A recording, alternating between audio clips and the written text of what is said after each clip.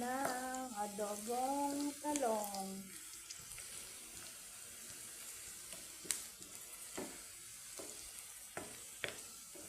Yan, brown.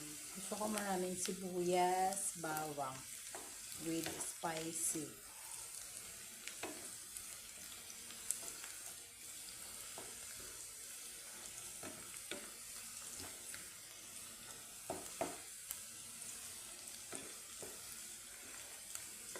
Sabay-sabay yan guys, sibuyas, bawang at sili.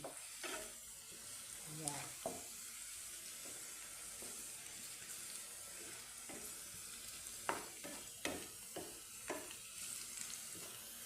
Yummy daw yan. Yummy ang adobong talong.